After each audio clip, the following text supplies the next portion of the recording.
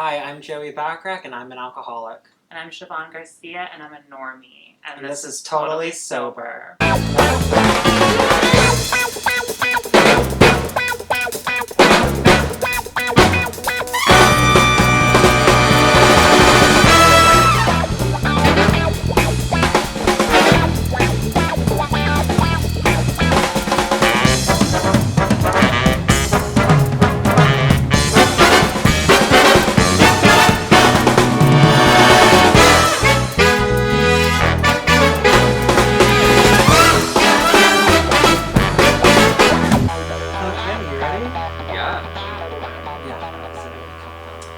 This week we have a very special guest.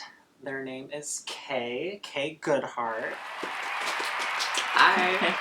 So Kay, would you like to introduce yourself to everybody who may not know who you are? Absolutely. I'm Kay. My pronouns are they, he. I am a non-binary, transmasculine, queer person in recovery.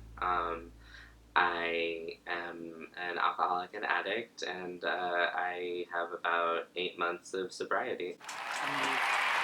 And Kay is also one of our amazing residents at Rainbowhillsoberliving, and we're repping our new swag. I didn't get the memo today. She did not.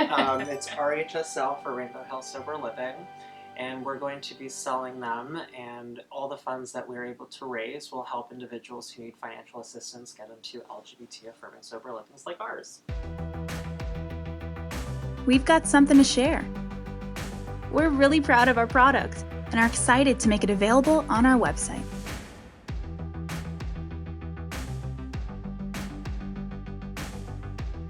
Check it out now.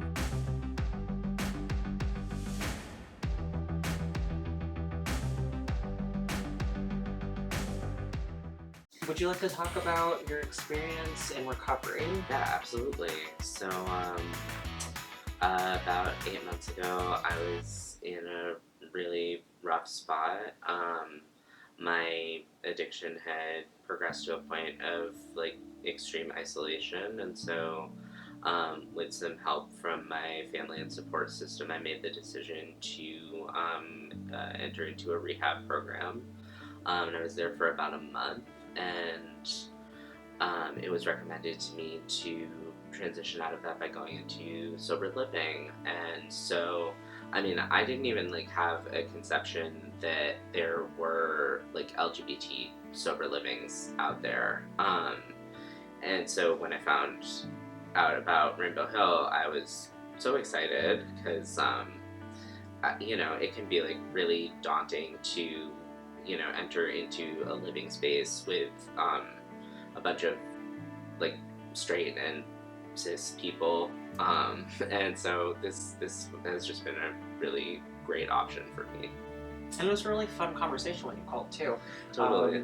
I do a majority of the assessment calls whenever somebody calls. So I'm the first voice you'll hear. On the other line, it gets redirected to our personal cell phones. But I remember Kay's conversation pretty vividly, and it was, you were at a place called Royal Palms, and I shared that we've become the unofficial non-binary trans house, which was fascinating. Yeah. So we exist, and we're very, very queer.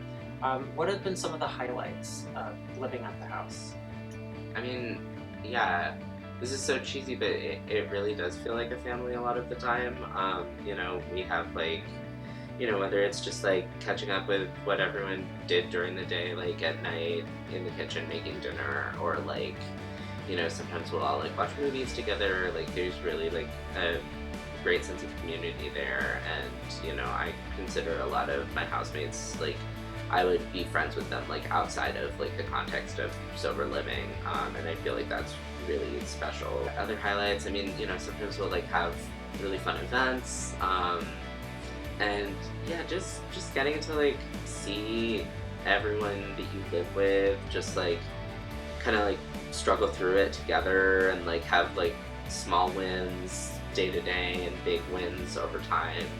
It's really special to get to witness. And what about some challenges that we've had since moving to the house? Because living in sober living and just living in general, there are challenges day in and day out. So What has been something that has caused a headache, maybe? Sure. I mean, it could be anything. We're gonna let it all out, and yeah. we're open books here.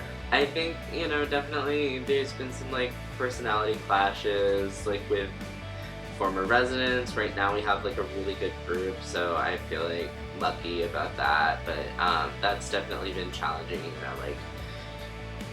just, like, if you're in, like, a group with a bunch of queer addicts, there's going to be drama. Yeah. So but there's always that. For the record, I don't think that we're catty gays. No, not at all. We're not those. No. They're out there. Yeah. But not here. Yeah. So. No, pretty much everyone who lives there is, like, very, like, open and down to earth, which I really appreciate. And yeah, I guess just, like, other, like, challenges. I mean, I just, have, like, been on this sobriety journey for not very long, but long enough where, I've kind of, like, seen it ebb and flow, and, like, my commitment level and involvement has definitely, like, fluctuated over time, and I feel like I'm at, like, a really good place with it now. I have a sponsor, and I'm doing step work and going to meetings, but yeah, that can definitely be challenging. And I think another thing that's sometimes hard when you're living with people and you're all kind of have the same objective is, like, comparisons, which is, like, a pitfall that I definitely fall into, like, more often than I'd like. Just, like, seeing other people, like, progressing faster than you are and, like, feeling some type of way about it, but then trying to, like, remind yourself that, like, everyone goes at their own pace and, like, it's okay and you're gonna, like, get there. So. Everyone's journey is individual. Absolutely. Are these meetings you go to, are they like an LGBT AA meeting, or are they just everybody's included there? I go to about, like, half and half, so some of them are LGBT and some of them are just, like, and do you everybody. Are you comfortable talking about your sobriety? But is it more comfortable for you just to be there and let people just, get to know you as you for, like, a trans aspect? For sure. I mean, I don't always disclose to people immediately, because I like to sometimes give people a chance to get to know me without making that prejudgment. Yeah. But sometimes, like, it's just so, like, person to person, so, like, depending on, like, the vibe I'm getting from the conversation with whoever I'm talking to, if I'm like, oh, this seems like someone who would, like, be chill, and I mean, like, we're in Southern California, like, let's be real, most people are pretty cool about it. But yeah, I'll just kind of, like, make that decision in the moment and, kind of work it in casually if it feels appropriate. Right. And then how was that going into the house specifically then? Yeah. Did you feel that you had to maybe test the waters and say, can I trust these people even though I don't know them, but I'm interviewing to be in the house? Or did you feel like, you know what, this is who I am, take it or leave it? Because that's kind of what we pride ourselves at the house. So I'm just curious from how it was with you when you first moved in. Where were you? Yeah, I was definitely, like, at a very fragile place in general when I first moved in. And I do think that did also translate to, like, my confidence level, in my trans identity. So I do think I was, like, a little bit more timid at first with it. But the more time I spent there and the more, like, other trans people that I, interacted with as my housemates, the more comfortable I felt to just, like, be myself. And I think, like, at some point, like, we had, like, more trans residents than, like, cis residents living there, and I'm like, oh, we're the, like, popular girls, like, it's fun. But yeah, it's and now I just, like, feel so comfortable to be who I am at the house. And, like, I do understand that, like, people are coming from all different, like, areas of life and, like, all different, like, backgrounds and levels of experience with, like, trans people. And so, like, I do try to, like, give people a certain amount of grace, trying to, like, understand that, like, maybe they don't have the language, but most everyone is, like, trying to understand and, like, wants to, like, do better. And those who haven't in the past, we've unfortunately had to leave the house because we will have zero tolerance for any. You've had some transphobia?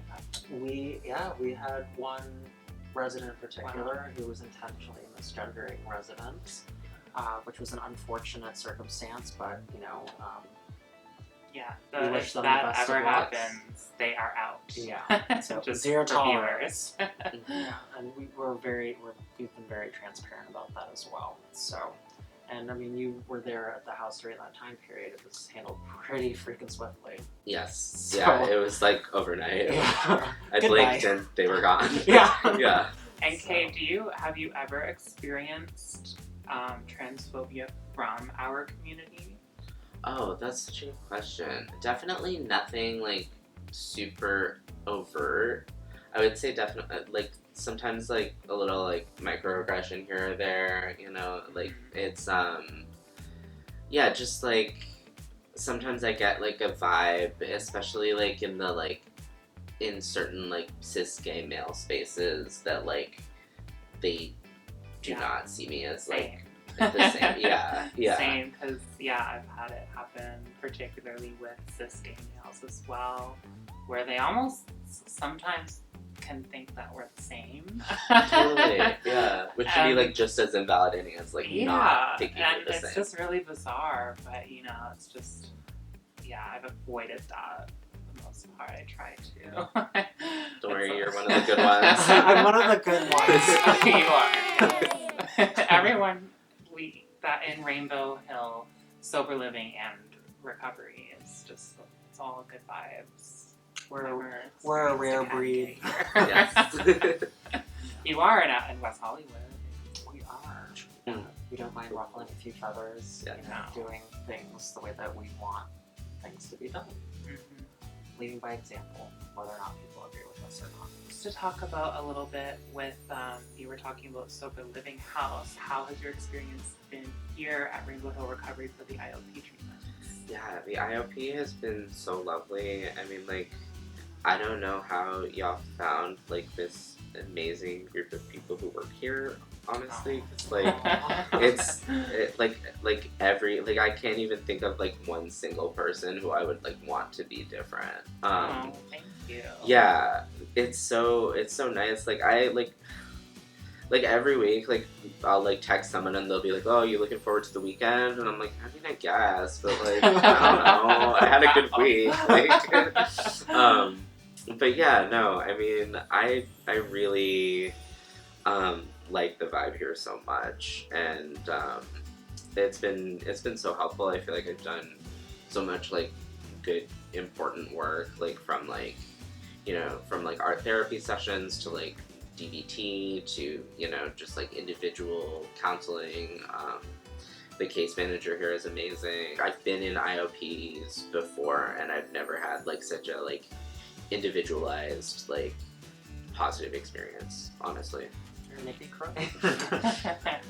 And we definitely see your progress as well. Thank you. It means a lot. Treat us awesome. Appreciate you guys. Is there anything that you would like to ask us, maybe?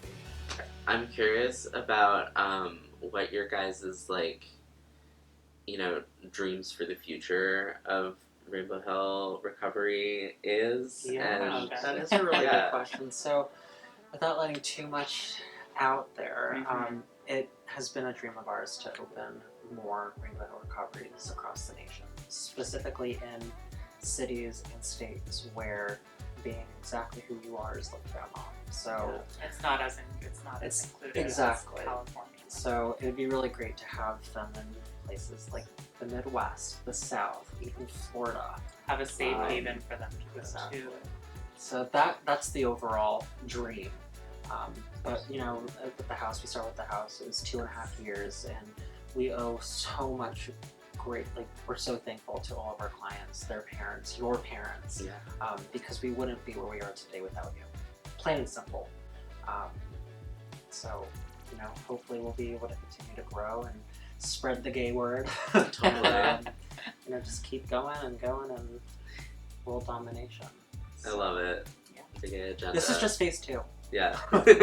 So we have a list of things we want to do.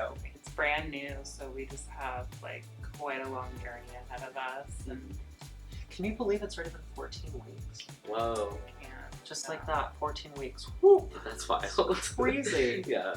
So, but yeah, so that's where our vision is and what we want to do. Amazing. That's like such crucial work, and I'm so glad that you guys exist.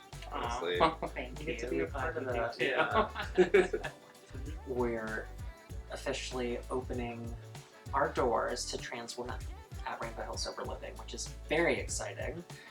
So how does that make you feel as a resident currently that we're letting Trans women into our what was primarily an LGBT men's house? I'm so excited that y'all are expanding in this direction, to be honest. I think you know, we already have some residents who identify as like trans femmes, so like that's, for that to be like an official part of it feels very like inclusive and affirming. I think that's great, and I think that such a big part of the recovery community and such a big part of the LGBT community is the population of trans women. To be able to serve that population specifically within our house, I think is only a positive thing. We are getting phone calls, which is great. Oh, that's awesome. We may have some more interviews. Cool, can't wait. And Yeah. the power is literally left in all of our residents' hands. Oh, do you Yes. do the interviewing? We do the We interviewing. have one tonight. Oh, wow. Oh wait, no, Monday. Monday. Yeah. I had no idea that the residents interviewed. Yeah, I talked to you on the phone when you called. I said, well, I may be one of the owners, but it's not up to me. Huh. It's actually up to the house. So, Can that get awkward when you don't agree with some of the other residents? Like, how do you guys decide I mean, on who comes in if you both are kind of... this is so you're getting some behind the Yeah. scenes info, which is great. We don't have to put it in. No, I think it's good, so we can let the audience know what happens during our interview process. What happens if you can't decide? Like, if one half's saying yes, the other half's saying no, or even just the one person, is it like... I'll let you answer that. So yeah, I mean, we all kind of vote blindly. I'll just text Joey our responses of like what we've decided about the interview that we've just had. Sometimes we'll all talk briefly a little bit after the interview, and like it kind of turns into like a weird like jury situation Right. That's what I almost. was Like getting at, sometimes like someone will be really opinionated that like the person should not like come and live with us, and then some of our more like open-minded people will be like, well, hey, like, weren't you shy when you interviewed? And like, you know, like we'll kind of like go to bat for like the people that we like believe in and like think would do really well there. So And yeah. they've also been really good at, I'm not going to say who votes yes and who votes no, but they all vote, they all send me their answers, and that's why it's really important that each resident attend these interviews, because every vote does count. But there have been a few instances where the entire house said no, more than once, for very valid reasons. So our home really only works for people who want to be there. If our guys get any inkling that you want to be in sober living because a loved one's making you, or your family is making you, or you just want a place to live. Yeah, they can smell that from a mile away. So I think that's really cool that you guys are taking it extremely seriously, because ultimately it's your home, and we just You have to be mindful of who you want living in it. Very true. Yes. Thank you again, Kay, for coming. Thank you guys so much for having wait me. for you guys to keep following us. So Yes, hit the bell and hit that like and subscribe button, and we will see you all next week. Bye. That was so good. That was really good.